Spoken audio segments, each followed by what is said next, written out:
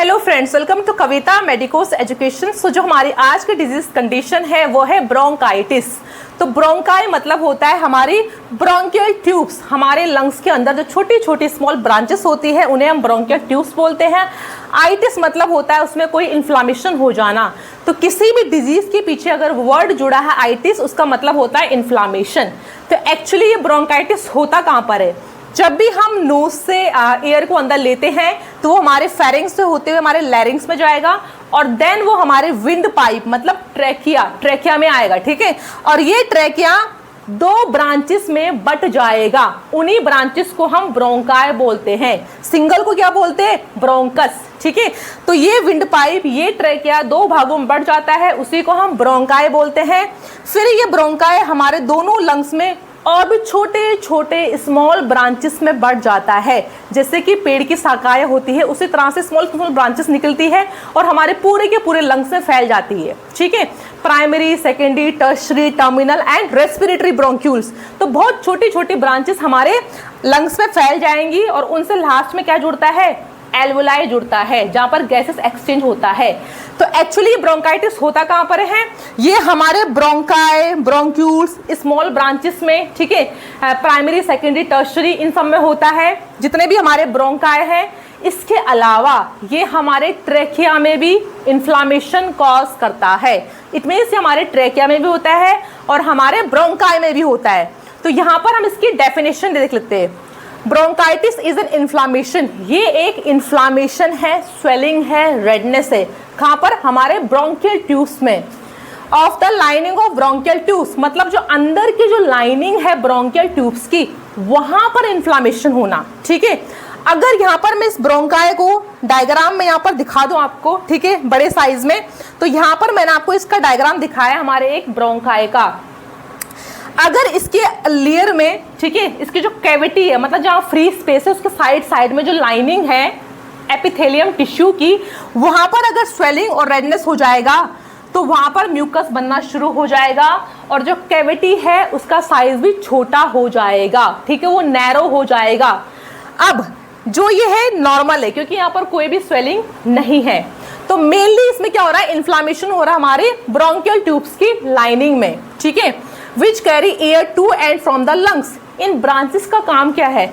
हमारे लंग्स में एयर को अंदर लेके आना और जो CO2 गैस है उसको बाहर निकालना। मतलब ये एयर को अंदर ले जाने का और बाहर छोड़ने का काम करती है ब्रांचेस, ठीक है। The inflammation causes swelling of the lining of these breathing tubes। इस इन्फ्लामेशन से क्या होगा कि जो ब्रीथिंग ट्यूब्स है, ब्रोंकाई, ब्रोंक्यूल्स, इनमें स्वेलिंग हो जाएगी इनकी लाइनिंग में, जिससे कि ये नैरो हो जाएंगे, ये सिकुड़ जाएंगे, ठीक है, ये नैरो हो जाएंगे। The tubes and promoting secretion, और काफी सारा सिक्रीशन मतलब जो म्यूकस है, जो फैलम है गाढ़ा, वो बनना शुरू हो जाएगा। तो आपको ये बात अंडरस्टूड हो गई कि ये एक्चुअली होता क्या है। ये हमारे ट्रेकिया में होता है, हमारे ब्रोंकाई में होता है, हमारे ब्रोंक्यूल्स में होता है, उसकी ब्रांचेस में होता है, ठीक है। अब जब भी कोई व्यक्ति सिगरेट पी रहा है या एयर पॉल्यूशन के कांटेक्ट में है या कोई बाकी इरिटेंट्स है, ठीक है, हम इसके कॉजेस बाद में डिस्कस करेंगे। तो किसी भी कारण अगर कोई व्यक्ति बहुत अधिक सिगरेट पी रहा है लंबे टाइम से, तो क्या होगा? उसके हार्मफुल पार्टिकल्स यहाँ पर आने शुरू हो जाएंगे, ठीक है। अब आने शुरू हो जाएंगे तो उससे क्या होगा? देखो यहाँ पर मैंने ना क्रॉस सेक्शनल डायग्राम दिखाया है। ये हमारा ब्रोंकाई है ना, इसको मैंने कट करके यहाँ पर आपको डायग्राम दिखाया है। तो इतनी सारी लेयर आती है हमारे ब्रोंकाई में। सबसे जो अंदर की लेयर होती है उसको हम बोलते हैं म्यूकोजा लेयर, ओके। नेक्स्ट जो उसके बाद है ब्लैक वाला, ये है सब म्यूकोजा लेयर। नेक्स्ट आता हमारा कार्टिलेज की रिंग, ताकि जो ब्रोंकाई है वो कोलैप्स ना करे, इसलिए कार्टिलेज की रिंग होना जरूरी है। और उसके लास्ट में क्या हमारा ये एडवेंटिशियस लेयर आता है एट द लास्ट, ठीक है। तो जब भी कोई व्यक्ति बहुत ज़्यादा स्मोकिंग कर रहा है या फिर एयर पॉल्यूशन के कांटेक्ट में आ रहा है या बाहर के हार्मफुल केमिकल्स होते हैं, तो उससे होता है क्या है कि यहाँ पर ये इकट्ठा होना शुरू हो जाते हैं डस्ट पार्टिकल, ठीक है। तो हमारी बॉडी एक रिस्पॉन्स लेती है। तो उससे क्या होगा? जो हमारा सब म्यूकोजल लेयर है ना, इसके अंदर ग्लाइंड्स होते हैं, ठीक है, इसके अंदर म्यूकस ग्लाइंड्स होते हैं। ये म्यूकस ग्लाइंड उसके रिस्पॉन्स में क्या करेंगे? उसके रिस्पॉन्स पे अपने साइज को यहाँ पर म्यूकस ग्लाइंड बढ़ा देंगे, ठीक है। यहाँ पर हाइपरप्लेसिया और हाइपरट्रॉफी हो जाएगी। हाइपरप्लेसिया मतलब होता है म्यूकस ग्लैंड का नंबर अधिक बढ़ जाना, हाइपरट्रॉफी मतलब होता है इसका साइज अधिक बढ़ जाना। ठीक है, तो इस म्यूकस का काम क्या है कि इस जो इरिटेंट आ रहे हैं, डस्ट पार्टिकल आ रहे हैं, इनको चिपका कर बाहर हम सिक्रेट आउट कर दे। ठीक है, बट होता क्या है, कोई अगर बहुत लंबे टाइम से सिगरेट स्मोक कर रहा है तो लगातार वो डस्ट पार्टिकल हमारी बॉडी को हार्म कर रहे हैं, तो इसमें हमारा जो इम्यून सेल्स होगा, ठीक है, वो हाइपर रिस्पॉन्स ले लेगा, और जिसके कारण यहाँ पर सब म्यूकोजल ग्लैंड में और म्यूकोजल ग्लैंड के जो सेल्स होंगे उनका साइज बढ़ जाएगा। पेशेंट के अंदर बहुत ज़्यादा बलगम बनना शुरू हो जाएगा, उसको बहुत ज़्यादा कफ होना शुरू हो जाएगा, और उसकी जो ब्रोंकियल ट्यूब्स होती है ना, उसकी साइज वो नैरो हो जाएगा। ठीक है, वो सिकुड़ जाएगा, उसका साइज कम हो जाएगा, जिससे ढंग से जो एयर है वो अंदर और बाहर नहीं जा पाएगी।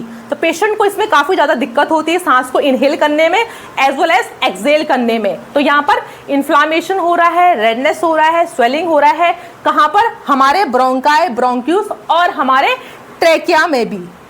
नेक्स्ट है यहाँ पर टाइप्स ऑफ ब्रोंकाइटिस। तो यहाँ पर ब्रोंकाइटिस को दो पार्ट्स में डिवाइड किया है। पहला है यहाँ पर एक्यूट ब्रोंकाइटिस एंड नेक्स्ट है यहाँ पर क्या, क्रॉनिक ब्रोंकाइटिस। तो इसका नाम क्या है, एक्यूट ब्रोंकाइटिस। ये बहुत जल्दी पेशेंट में होता है और ये अपना आप ही कुछ टाइम बाद ठीक हो जाएगा। ठीक है, इसका नाम क्या है, एक्यूट है, मतलब ये शॉर्ट ड्यूरेशन के लिए होता है और ये अपना आप ही बिना किसी ट्रीटमेंट के ये अपना आप ही ठीक हो जाएगा। जो मेन कारण है इसका वो क्या है, ठीक है, caused by viruses like influenza, rhino adenovirus. जो मुख्य कारण है, जो मेनली ये होता है, ये एक वायरल इन्फेक्शन है जो कंटीजियस होता है, मतलब एक पर्सन से दूसरे व्यक्ति में फैल जाएगा। ठीक है ना, तो ये किससे होता है, एडिनोवायरस हो गया, इन्फ्लुएंजा वायरस हो गया, राइनो वायरस हो गया, जिनसे कि नॉर्मल जो कॉमन कोल्ड होता है या फिर फ्लू होता है उन वाले वायरस से ये फैलता है। ठीक है, हल्की बहुत सर्दी जुकाम होना, खांसी आना, गले में खरखर होना, इसी को ही हम क्या बोलते हैं, एक्यूट ब्रोंकाइटिस बोलते हैं। या फिर जो कोरोना वायरस है, ठीक है, या फिर कॉमन कोल्ड का जो वायरस है, इन्फ्लुएंजा वायरस है, इन सब वायरसेस के कारण ये होता है। अगर कोई व्यक्ति अच्छे से हैंड वॉश नहीं करता है या कफ करने के बाद हैंड वॉश नहीं करता है और किसी से आके हैंड शेक कर लेता है तो ये आपस में भी एक दूसरे पे फैल जाता है, बट ये अपना आप ही ठीक हो जाएगा। फिर है नेक्स्ट यहाँ पर फ्यू केसेस ऑफ बैक्टीरिया। कुछ केसेस इसमें बैक्टीरिया के द्वारा भी होते हैं। कौन कौन से बैक्टीरिया, जैसे कि स्ट्रेप्टोकोकस निमोनिया और माइकोप्लाज्मा निमोनिया। ठीक है, जो बैक्टीरिया निमोनिया कॉज करते हैं, तो थोड़े बहुत जो कारण है इसके वो बैक्टीरियल इन्फेक्शन के द्वारा भी ये होता है। नेक्स्ट है एक्सपोजर टू पॉल्यूशन।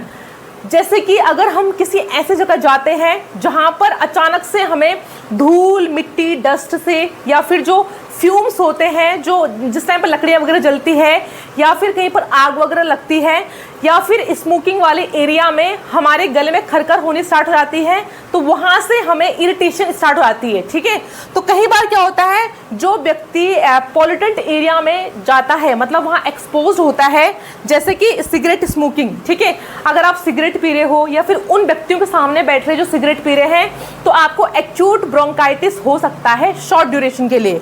या फिर डस्ट हो गया, फ्यूम्स हो गया, केमिकल वेपर्स। ठीक है, जो इंडस्ट्रीज होती है वहाँ से जो केमिकल फ्यूम्स निकलते हैं, या फिर चूल्हे में जो लेडीज काम करती है गांव में, वहाँ के जो फ्यूम्स निकलते हैं आग के, उसके थ्रू भी यहाँ पर एक्यूट ब्रोंकाइटिस हो जाएगा। नेक्स्ट है फ्यू डेज टू 10 डेज। इसका ड्यूरेशन जैसे मैंने बताया था बहुत ही शॉर्ट इसका ड्यूरेशन रहता है, कुछ दिन से लेकर 1 हफ्ता या फिर 2 हफ्ते तक ये रहता है, और ये बिना किसी ट्रीटमेंट के अपना आप ही ठीक हो जाता है। इसी को बोलते हैं एक्यूट ब्रोंकाइटिस। नेक्स्ट हम डिस्कस करते हैं क्रॉनिक ब्रोंकाइटिस। इसका नाम ही क्या है, क्रॉनिक, मतलब ये लॉन्ग ड्यूरेशन के लिए चलेगा। ठीक है, और पेशेंट अगर किसी चीज़ के एक्सपोजर में बहुत लंबे टाइम से आ रहा है तो उसको ये बीमारी आगे तक चलेगी। वैसे भी जो क्रॉनिक ब्रोंकाइटिस है वो एक COPD डिजीज के अंदर आता है, जो कि एक सीरियस डिजीज कंडीशन है। ठीक है, तो it is a long term progressive condition. ये एक लंबे टाइम से होने वाली बीमारी है जो लगातार आगे प्रोग्रेस करती रहती है। मतलब ये हमारे ब्रोंकियल ट्यूब्स को लगातार इरिटेट करेंगी, लगातार उनमें इन्फ्लामेशन कॉज करेंगी और उनकी कंडीशन को और भी खतरनाक कर देंगी और भी बेकार कर देंगी। ठीक है, तो क्रॉनिक ब्रोंकाइटिस मेनली हमारा किसके अंदर आता है, COPD के अंदर आता है। तो इस डिजीज को हम ट्रीट नहीं कर सकते, सिर्फ इसके सिम्टम्स को ही हम कम कर सकते हैं। The lining of bronchial tube is constant by irritated and inflamed. जो ब्रोंकस है, जो ब्रोंकियल ट्यूब्स है, उनकी लाइनिंग लगातार ऐसे एक्सपोजर में आती है एयर पोल्यूशन के, डस्ट के, स्मोक के, कि वहाँ पर लगातार इरिटेटेड होती रहती है, वो वहाँ पर रेडनेस होता रहता है, वहाँ पर इन्फ्लामेशन होता रहता है, और ये वहाँ पर कम नहीं होता, जबकि ये वहाँ पर और भी अधिक बढ़ता रहता है। ये एक बहुत ही सीरियस और एक प्रोग्रेसिव डिजीज कंडीशन है जो लगातार ब्रोंकियल ट्यूब की लाइनिंग को कॉन्स्टेंटली क्या करेगा, इरिटेट करेगा और कॉन्स्टेंटली उसको इन्फ्लेम्ड करेगा, वहां पर स्वेलिंग लाएगा, रेडनेस लाएगा। ठीक है, लॉन्ग ड्यूरेशन। अब इसको हम पता कैसे लगाएंगे, ठीक है, इसका डायग्नोस कैसे करते हैं पेशेंट में कि उसको एक्यूट है कि क्रॉनिक है। इसमें पेशेंट बोलेगा कि मेरे को 1 साल में कम से कम 3 महीने तक खांसी या फिर गले में खरखर या फिर म्यूकस वगैरह निकलता है, ठीक है, बलगम वगैरह निकलता है। तो पेशेंट को इसमें कंस्टेंटली क्या होती है, खांसी होती है, और उसको हैवी जो बलगम है वो निकलेगा 1 साल में 3 महीने तक, ठीक है, और लगातार ये पेशेंट को 2 साल तक बना रहता है। मतलब 1 साल में पेशेंट को 3 महीने तक खांसी होगी, उसको बलगम आएगा, ठीक है, उसके गले में इरिटेशन रहेगी, उसको डिस्निया की कंडीशन फील होगी, और लगातार 2 साल तक, ठीक है। तो इसका ड्यूरेशन क्या है, एटलीस्ट 3 मंथ अ ईयर, मतलब 1 साल में 3 महीना या 3 महीने से ऊपर, और लगातार कब तक, 2 सालों तक ये बना रहेगा। इसी को ही हम क्या बोलते हैं, क्रॉनिक ब्रोंकाइटिस बोलते हैं। Primarily due to long term exposure. इसमें व्यक्ति को ये क्रॉनिक ब्रोंकाइटिस अचानक से नहीं होता है। अगर वो पर्सन बहुत लंबे टाइम से ऐसे चीज़ों के एक्सपोजर में है जो उसके रेस्पिरेटरी सिस्टम को लगातार इरिटेट कर रहे हैं, लगातार इन्फ्लेम्ड कर रहे हैं, अगर वो बहुत लंबे टाइम से इन चीज़ों के एक्सपोजर में है, जैसे कि अगर वो स्मोकिंग करता है, ठीक है, या फिर स्मोकिंग वाले व्यक्ति के साथ उठता बैठता है और ये बहुत ही लंबा टाइम पीरियड है, ठीक है, एयर पोल्यूशन के कांटेक्ट में वो काफ़ी लंबे टाइम से है, या फिर उसकी बॉडी में जेनेटिक फैक्टर के कारण भी हो सकता है कि अल्फा-1 एंटीट्रिप्सिन की डेफिशिएंसी है, उसका जो लीवर है वो अल्फा-1 एंटीट्रिप्सिन वाले एंजाइम को नहीं बना पा रहा, जिसका काम क्या है, हमारे लंग्स का प्रोटेक्शन करना, ठीक है।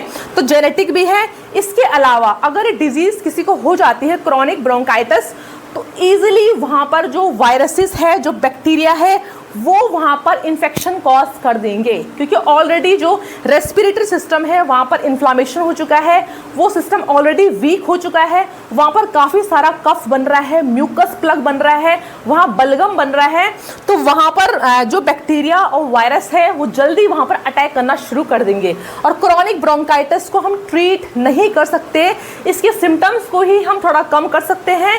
इसके अलावा ये chronic bronchitis mainly middle aged people में देखा गया है।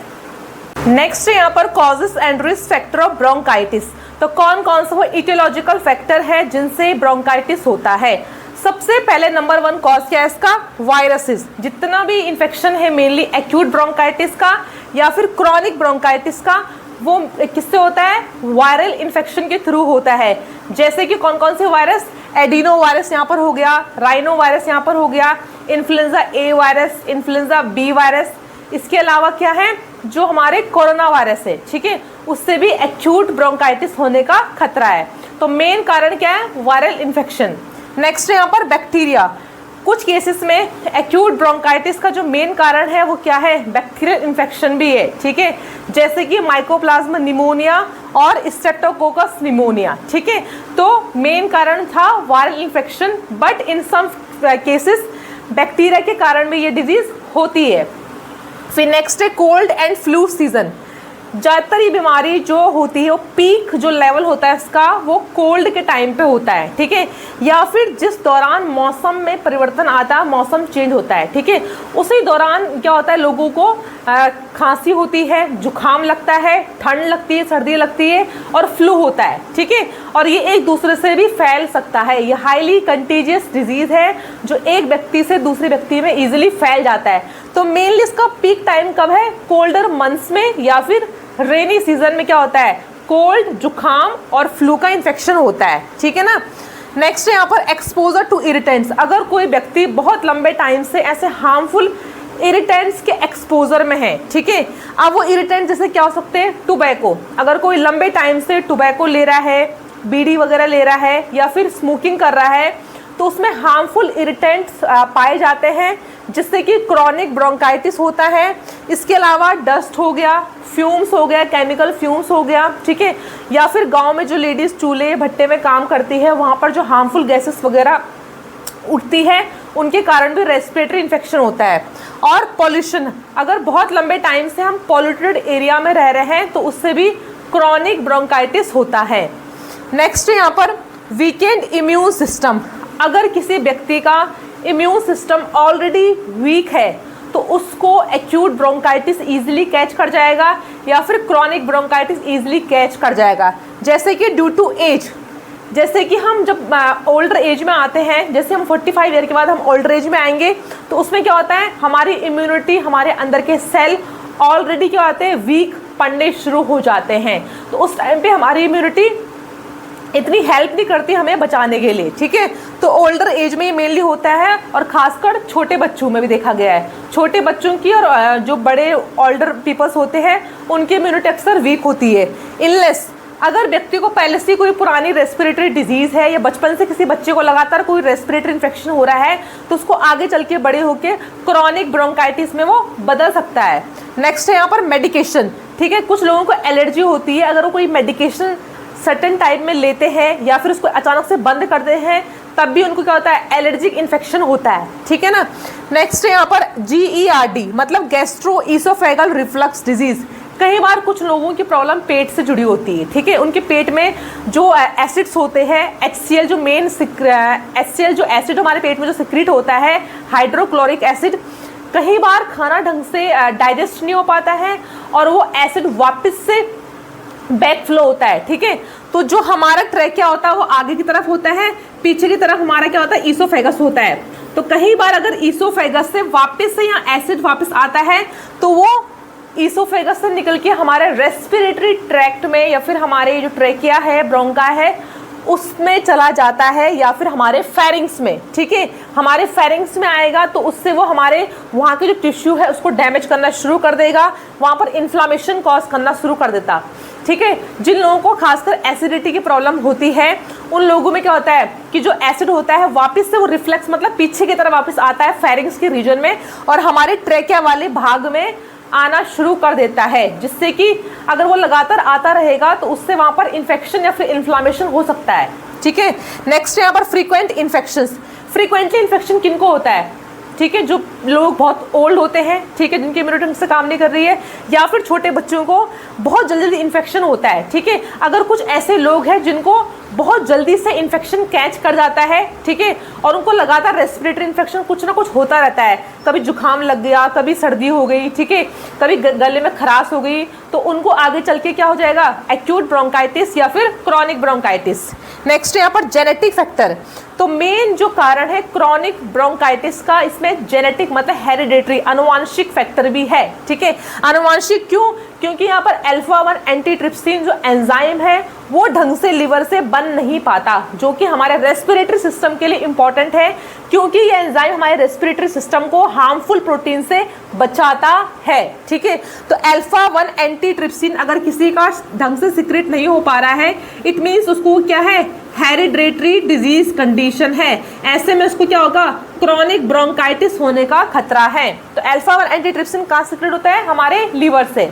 नेक्स्ट यहाँ पर ऑक्यूपेशनल एक्सपोजर। ऐसे कुछ लोग या फिर ऐसे कुछ कर्मचारी जिनका मतलब काम करने का क्षेत्र ही अलग है, ठीक है। जैसे कि कुछ लोग कॉटन इंडस्ट्री में काम करते हैं, कुछ लोग जो कोयले की खदान होती है, कोल माइनिंग में काम करते हैं, कुछ लोग टेक्सटाइल इंडस्ट्रीज में काम करते हैं या फिर भट्टी में काम करते हैं। तो वहाँ पर ऐसे हार्मफुल डस्ट या केमिकल फ्यूम्स वगैरह होते हैं जिससे कि हमारा रेस्पिरेटरी सिस्टम लगातार इरिटेट होता रहता है और आगे चल के वो क्रॉनिक ब्रोंकाइटिस में बदल जाता है। तो ये थे इसके इटियोलॉजिकल फैक्टर्स। तो नेक्स्ट है यहाँ पर हमारा पैथोफिजियोलॉजी ऑफ ब्रोंकाइटिस। तो कैसे कैसे इसकी पैथोफिजियोलॉजी है, तो यहाँ पर ड्यू टू इटियोलॉजिकल फैक्टर्स जितने भी कारण और रिस्क फैक्टर हमने पढ़े थे ब्रोंकाइटिस को लेकर, जैसे कि इसके 90% जो केसेस होते हैं वो जो लोग स्मोकिंग करते हैं या फिर टोबैको स्मोकिंग करते हैं उसके द्वारा होते हैं, ठीक है। और एयर पॉल्यूशन इरिटेंट्स के द्वारा सिर्फ 10% केसेस ही देखे गए हैं। तो अगर कोई व्यक्ति लगातार बहुत लंबे टाइम से स्मोकिंग कर रहा है, टोबैको स्मोकिंग कर रहा है, तो उससे क्या होगा, मतलब अगर वो बहुत ही क्रॉनिक स्मोकर है, बहुत ज़्यादा बीड़ी पीता है, लगातार पी रहा है, लंबे समय से पी रहा है, तो उससे क्या होगा, कांस्टेंट इरिटेशन होगा। कांस्टेंट इरिटेशन क्या होगा, हमारे जो ब्रोंकाई और ब्रोंक्यूस है उसके अंदर की लाइनिंग पे होगा। ठीक है, सपोज ये हमारा ब्रोंकाई और ब्रोंक्यूस है, ये इसके अंदर की लाइनिंग है, तो इस पे कांस्टेंट इरिटेशन होगा। ठीक है, और ये ल्यूमन मतलब फ्री स्पेस, जो ये ल्यूमन फ्री स्पेस है, यहाँ से एयर अंदर और बाहर जाती है। ठीक है, अगर इस लाइनिंग पे लगातार इरिटेशन, इन्फ्लामेशन होगा तो यहाँ पर स्वेलिंग आएगी। ठीक है, तो अब क्या होगा, कांस्टेंट इरिटेंट्स मतलब जितने भी डस्ट पार्टिकल है, वो स्मोकिंग के पार्टिकल हो चाहे एयर पोल्यूशन के पार्टिकल हो, अगर वो लगातार लंबे टाइम से अंदर आ रही है तो वहां पर वो क्या करेंगी, हाइपरट्रॉफी ऑफ सबम्यूकोजल ग्लैंड, जो हमारे सबम्यूकोजल ग्लैंड है ना, उनके साइज को बढ़ा देंगी। देखो यहाँ पर हमारा जो ब्रोंकाई और ब्रोंक्यूस और हमारा ट्रेकिया होता है, उसमें 4 लाइनिंग होती है। ठीक है, सबसे अंदर की जो लेयर होती है वो म्यूकोजल लेयर होती है, उसके बाद कौन सी लेयर होती है, सबम्यूकोजल लेयर होती है, फिर हमारी कार्टिलेजिनस लेयर आती है कार्टिलेज की, ताकि ट्रैकिया कोलैप्स ना हो। फिर हमारी बाहर की जो लेयर होती है वो कौन सी होती है, एडवेंटेशियस लेयर होती है। ठीक है, अब यहाँ पर जो ये फ्री स्पेस आपको दिख रहा है ना बीच में रेड वाला, ये हमारा ल्यूमन है, मतलब ये हमारा फ्री स्पेस है, यहाँ से एयर अंदर और बाहर जाती है। ये एक क्रॉस सेक्शनल डायग्राम है ट्रैकिया का। ठीक है, ब्रोंकाई का, सपोज हमारी ब्रोंकाई को मैं अगर कट कर दूंगी तो यहाँ पर एक क्रॉस सेक्शनल डायग्राम है। अब जो हमारे अंदर की लेयर होती है, म्यूकोजल जो लेयर होती है, इसमें ना सीलेटेड कॉलमनर एपिथेलियल सेल्स होते हैं। क्या होते हैं, सीलेटेड कॉलमनर एपिथेलियल सेल्स होते हैं, और इनके ऊपर ना हेयर लाइक स्ट्रक्चर होते हैं, सीलिया। ठीक है, यहाँ पर फाइन हेयर लाइक स्ट्रक्चर होते हैं, सीलिया।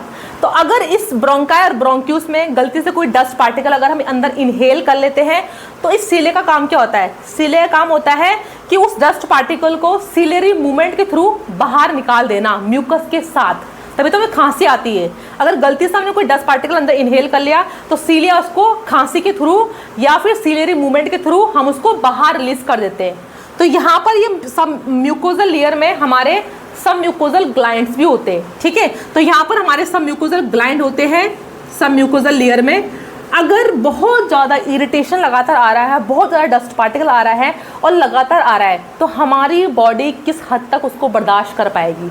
कोई व्यक्ति है बहुत ज़्यादा स्मोकिंग कर रहा है, कंटिन्यूसली कर रहा है, ठीक है, सालों साल कर रहा है, तो अगर इतने साल वो स्मोकिंग कर रहा है और लगातार कर रहा है, तब क्या होगा, तो हमारी अंदर की जो म्यूकोजल लाइनिंग होगी ना, उसमें इरिटेशन होना स्टार्ट हो जाएगा। ठीक है, और बॉडी क्या रिस्पॉन्स लेगी, बॉडी की रिस्पॉन्स लेगी कि जो डस्ट पार्टिकल आ रहा है इसको बाहर निकालना है, तो मुझे अधिक से अधिक म्यूकस यहाँ बनाना होगा। ठीक है, तो अधिक म्यूकस को कैसे बनाएगी बॉडी, वो अपने सेल्स का यहाँ साइज को बड़ा कर देगी, यहाँ पर वो हाइपरट्रॉफी कॉज करना शुरू कर देगी। ठीक है, तो यहाँ पर क्या होता है, सब म्यूकोजल ग्लैंड में जो सेल्स होते हैं ना, सब म्यूकोजल ग्लैंडल्स जो सेल होते हैं, जो ये जो म्यूकस सेल होते हैं, ये हमारे म्यूकोजल लेयर में भी होते हैं और सब म्यूकोजल लेयर में भी होते हैं। ठीक है, तो यहाँ पर ये ग्लैंड्स, म्यूकस ग्लैंड्स अपना साइज बढ़ा देंगी ताकि अधिक से अधिक म्यूकस बना सके और वो डस्ट पार्टिकल उस म्यूकस पर चिपक सके, ठीक है, उस पर स्टिक हो सके और वो इजीली बाहर निकल सके। तो बॉडी अपना रिस्पॉन्स कैसे लेती है, अपने सेल के साइज को बढ़ा देती है। इसके अलावा यहाँ पर एक और चीज़ होगी, जो हमारे ब्रोंकाई की छोटी छोटी स्मॉल ब्रांचेस है, small primary secondary tertiary branches है, जो हमारे लंग्स में और भी छोटी छोटी पतली पतली ब्रांचेस है, उनके अंदर भी जो म्यूकस सेल होंगे ना, वहाँ पर भी तो इरिटेशन जा रहा है, वहाँ पर भी डस्ट पार्टिकल जा रहा है, तो वहाँ पर की सेल भी क्या करेंगी, हाइपरप्लेसिया कॉज कर देंगी। हाइपरप्लेसिया होता है सेल का नंबर बढ़ जाना। तो यहाँ पर दो चीज़ें होंगी, कांस्टेंट इरिटेशन से क्या होगा, एयर पोल्यूशन से क्या होगा, एक तो सेल ने अपना साइज को बढ़ा दिया है, दूसरा यहाँ पर सेल ने अपने नंबर को भी बढ़ा दिया है। ठीक है, तो सेल का जो म्यूकस सेल का नंबर है वो हमारे स्मॉल छोटी छोटी ब्रोंक्यूल्स में बढ़ना शुरू हो जाएगा और वहाँ भी म्यूकस जनरेट होना शुरू हो जाएगा। अगर सेल का साइज बढ़ गया है, सेल का नंबर बढ़ गया है, तो बहुत अधिक म्यूकस बनेगा। ऐसा क्यों हो रहा है, ये हमारी बॉडी का एक प्रोटेक्टिव रिएक्शन है। जब भी बाहर से हमारी बॉडी में कोई एंटीजन आता है या बाहर से फॉरेन पार्टिकल आती है, तो हमारी इम्यूनिटी अपना रिस्पॉन्स दिखाती है। वहाँ पर वो माइक्रोफेजेस, लिम्फोसाइट्स, मास्ट सेल को भेजेंगी और वहाँ पर कुछ केमिकल रिलीज करना शुरू कर देंगी, जैसे कि हिस्टामिन और इंटरल्यूकिन 13। इस केमिकल से क्या होता है, फॉरेन पार्टिकल को निकालने की कोशिश करते हैं, बट वहाँ पर और अधिक इन्फ्लामेशन होना शुरू हो जाता है, वहाँ पर स्वेलिंग शुरू हो जाती है। अब जो अंदर की लाइनिंग होगी ना ब्रोंकस की, ठीक है, इनर लाइनिंग होगी, जो ल्यूमेन के आसपास की जो लाइनिंग होगी उसमें स्वेलिंग होना शुरू हो जाएगा उस इन्फ्लामेशन के द्वारा, और बहुत अधिक म्यूकस बनना शुरू हो जाएगा हमारे ब्रोंकाई और हमारे छोटी छोटी स्मॉल ब्रोंक्यूल्स में भी, जिससे क्या होगा, म्यूकस हाइपर सिक्रीशन एडीमा, और अधिक म्यूकस बनेगा और वहाँ पर स्वेलिंग, मतलब जो अंदर की लाइनिंग है ब्रोंकाई ब्रोंक्यूल्स की, उसमें सूजन हो जाएगी। अगर इस लाइनिंग में सूजन हो जाएगी तो यहाँ पर ल्यूमन का साइज, जो फ्री स्पेस है जहाँ से एयर अंदर और बाहर जाती है, जो फ्री स्पेस है वो नैरो हो जाएगा, कम हो जाएगा, ठीक है। थिकेंड ब्रोंकियल वॉल, अब जो ब्रोंकाई की वॉल है वो बिल्कुल थिक होनी शुरू हो जाएगी ऐसे, ठीक है, ये अंदर की वॉल बिल्कुल थिक हो जाएगी और ल्यूमन का साइज बिल्कुल छोटा हो जाएगा, नैरो हो जाएगा। And lumen get narrowed and mucus plugged airways, और म्यूकस के थक्के म्यूकस प्लग बलगम बनना शुरू हो जाएगा। वो बलगम येलो बलगम बन सकता है, ब्राउनिश बन सकता है, वो डिपेंड करता है कितनी खतरनाक वो डिजीज आगे जा रही है, ठीक है। तो अब बलगम और फैलम बनना शुरू हो जाएगा, म्यूकस के प्लग बनना शुरू हो जाएंगे, और ये जो म्यूकस के प्लग बन रहे हैं ना, ये कहीं पर भी जाके अटक सकते हैं, मतलब जो हमारे ब्रोंकाई ब्रोंक्यूल्स के छोटे छोटे ब्रांचेस है उसमें ये म्यूकस प्लग यहाँ पर अटक भी सकते हैं, ऑब्स्ट्रक्शन कॉज कर सकते हैं, जिससे कि एयर फ्लो लिमिटेशन हो जाएगा, अच्छे से एयर अंदर और बाहर नहीं जा पाएगी, और वहाँ पर धीरे धीरे फिर जो सेल होंगी अपने आप को हील करने की कोशिश करेंगी, उस दौरान वहाँ पर फाइब्रोसिस हो जाएगा, ठीक है, वहाँ पर सेल बिल्कुल हार्ड हो जाएंगी, थिक हो जाएंगी। अब जो ब्रोंकाई ब्रोंक्यूल्स की लाइनिंग है वो बिल्कुल हार्ड और थिक होनी शुरू हो जाएगी, जिससे वो और ज़्यादा नैरो हो जाएंगी और एयरवे ऑब्स्ट्रक्शन हो जाएगा, ठीक है। तो ना सिर्फ ब्रोंक्यूल्स की लाइनिंग थिक होंगी, बल्कि जो इनके ब्रोंक्यूल्स से जो एल्वेलाई जुड़े हैं उनमें भी दिक्कत स्टार्ट हो जाएगी, वहाँ पर भी फाइब्रोसिस बनना शुरू हो जाएगा। इसी को क्या कहते हैं, ब्रोंकाइटिस बोलते हैं। दूसरा इसमें क्या हो रहा है, लगातार इरिटेशन से, लगातार इन्फ्लामेशन से क्या हो रहा है, अगर इतना ज़्यादा इरिटेशन हो रहा है, इन्फ्लामेशन हो रहा है, लगातार डस्ट पार्टिकल आ रहे हैं, बहुत सारा म्यूकोसा बन रहा है, तो कुछ टाइम बाद जो सीलिया है ना वो अपना फंक्शन छोड़ देंगी। मतलब एक सीलिया कितने हद तक काम करेगा, सीलिया का काम क्या है कि उस डस्ट पार्टिकल को म्यूकोस के साथ बाहर निकाल देना बॉडी से, बट यहाँ पर इतना अधिक लगातार पेशेंट लगातार स्मोकिंग कर रहा है, लंबा स्मोकिंग कर रहा है, तो वो सीलिया कितना बर्दाश्त कर पाएंगी। कुछ टाइम बाद डिमिनिश सीलियरी फंक्शन, ये सीलिया अपना मूवमेंट करना बंद कर देंगी, ठीक है, इनका फंक्शन कम हो जाएगा, जिससे क्या होगा, accumulation of mucus in bronchial tree, और भी म्यूकस यहाँ एक्यूमुलेट इकट्ठा होना शुरू हो जाएगा पूरे के पूरे ब्रोंकियल ट्री में और ट्रेकिया में भी, ठीक है। Mucus plug in bronchial lumen and narrow, और ये म्यूकस प्लग मतलब थक्के बनाना शुरू कर देगा, और उस ल्यूमन को जो फ्री स्पेस है, ठीक है, जहाँ से एयर अंदर बाहर जाती है ब्रोंकाई में, उसके साइज को नैरो कर देगा, छोटा कर देगा, ठीक है। आउटफ्लो एयरवे ऑब्स्ट्रक्शन, और इस तरह से पेशेंट को सांस बाहर निकालने में दिक्कत आती है, ठीक है, ज़्यादातर ब्रोंकाइटिस से पेशेंट को सांस को रिलीज करने में दिक्कत आती है, तो एयर फ्लो का ऑब्स्ट्रक्शन हो जाएगा, इसी को बोलते हैं ब्रोंकाइटिस। और अगर बॉडी में लंग्स में इतना अधिक म्यूकस बन रहा है, येलो बलगम बन रहा है, तो उससे क्या होगा, उससे एक और चीज़ होगी, वहाँ पर जो बैक्टीरिया वायरस है वो जल्दी अटैक करना शुरू कर देंगी, ठीक है, क्योंकि बैक्टीरिया वायरस बलगम में म्यूकस में अधिक बनना शुरू हो जाती है, तो पेशेंट को और अधिक यहाँ पर इन्फेक्शन हो जाएगा। तो यहाँ पर ये था पैथोफिजियोलॉजी ऑफ ब्रोंकाइटिस। फ्रेंड्स, अगर आपको मेरी वीडियोस पसंद आती है तो please like share subscribe for more new videos. Thank you.